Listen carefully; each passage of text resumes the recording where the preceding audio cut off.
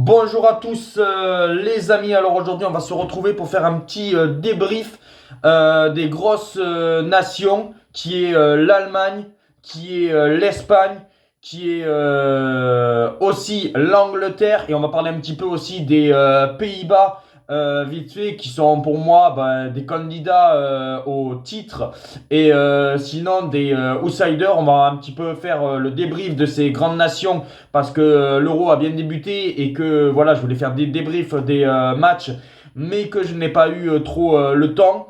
C'est pour ça que là, on va faire un petit débrief des nations, en commençant par l'Allemagne, après avec l'Espagne, avec les Pays-Bas et bien sûr l'Angleterre. Petite info, je me suis totalement trompé sur la photo de la vignette de la vidéo pronostic du groupe E, parce que c'est bien Roumanie, Ukraine et Belgique, Slovaquie. Et j'ai mis une vignette avec Ukraine, Slovaquie et Belgique, Roumanie. Excusez-moi encore.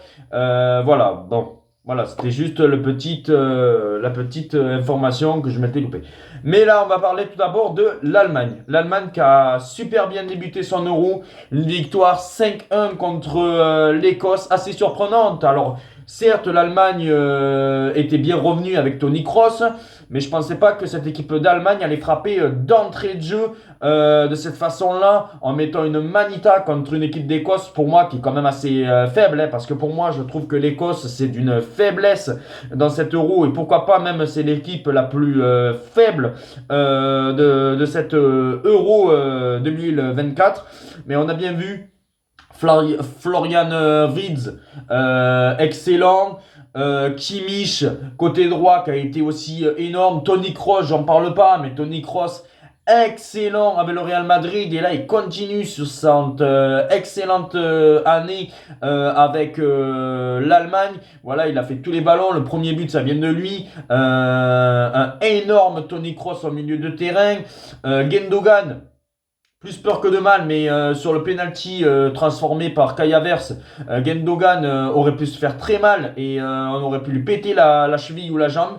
Voilà, je trouve que les Écossais ont été très débouchés dans leur premier match de l'Euro. Mais voilà, l'Allemagne a quand même impressionné.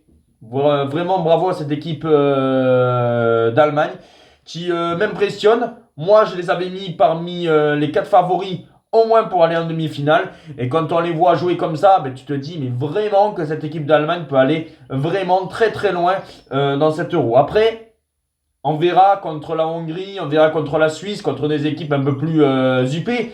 Mais pour moi, attention à cette équipe d'Allemagne qui va faire pour moi très mal. L'Espagne. Pour moi, c'est surprenant parce que je savais que l'Espagne était une très bonne équipe, mais assez déçu de la Croatie. Assez déçu de la Croatie, mais pour moi, l'Espagne a été vraiment clinique. Il y a mis un Yann Mal qui a été excellent. Yamal qui a à peine 16 ans, qui va avoir 17 ans. Le plus jeune joueur dans un Euro. Voilà, c'est magnifique. Voilà, en plus, la connexion Barcelone-Real Madrid a bien fonctionné parce que Carvajal, il enchaîne. Il avait marqué en Ligue des Champions. Il remarque là. Morata, souvent critiqué avec l'Atlético de Madrid. Eh ben, il claque des buts. Son 7e but dans tout Euro confondu. Il avait marqué en 2021. Il avait marqué à l'Euro 2016 aussi. En 3 euros, il est déjà à 7 buts. Ce qui est vraiment excellent. Il n'y a que Michel Platini qui est devant parce qu'il avait marqué 9 buts dans une seule compétition. Et bien sûr, le King, Cristiano Ronaldo, qui est devant avec 14 buts, si je ne me trompe pas, ou peut-être un peu moins, ou un petit peu plus. Mais voilà, l'Espagne, voilà, qui a vraiment bien débuté, et que j'aurais vraiment cru que la Croatie aurait pu inquiéter cette équipe espagnole. Eh ben, il n'y a pas eu photo. Belle victoire de l'Espagne, qui, pour moi, voilà, peut aussi arriver totalement en demi-finale. Voilà, ils ont répondu présent cette équipe espagnole. On va passer maintenant aux Pays-Bas. Le Pays-Bas qui ont eu un peu plus de mal face à cette équipe de Pologne. Je l'avais pronostiqué, j'avais dit 2-1 pour les Pays-Bas, et ben j'avais raison. Comme je le dis, les Pays-Bas qui ont gagné difficilement un 2-1 contre la Pologne. Mais voilà, ils ont bien débuté quand même les Pays-Bas, même s'ils ont eu quand même des difficultés. Et que quand je vois cette équipe des Pays-Bas galérer contre la Pologne, je me dis ça va être très compliqué. Peut-être que les Pays-Bas vont faire 8e ou quart, mais d'aller dans le dernier carré, ça me paraît très compliqué. Et après, on va terminer par le match que j'ai vu hier. L'Angleterre, la première mi-temps de l'Angleterre a été impressionnante. Je trouve que l'Angleterre a été magnifique. Le Bellingham, c'était le Zizou de 2006. Exceptionnel Bellingham en milieu de terrain. Mais il était partout, il était fantastique. L'Angleterre, pour moi, va faire très mal. Un Harry Kane qui m'a fait penser à un Olivier Giroud 2018. Il a eu peu de ballons, mais pour moi, je l'ai trouvé quand même assez bon aussi. Parce que bon, voilà, on a bien vu, il a pesé sur la défense. Il nous a fait un genre d'Olivier Giroud 2018. Et puis après, Saka, excellent côté droit. Rice, que dire? Très bon aussi, hein, Rice qui a été aussi excellent.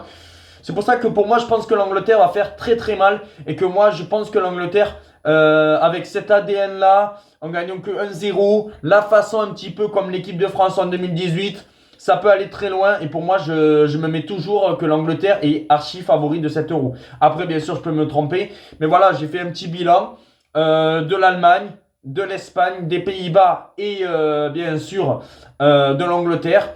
Voilà, je voulais faire un petit débrief de ces grandes nations-là. On se retrouve ce soir, bien sûr, pour le débrief de l'équipe de France contre l'Autriche. Et bien sûr, il y aura mes pronostics du groupe F qui arrive très vite, où il y a le Portugal, la Géorgie, la République tchèque et la Turquie. Ciao les amis!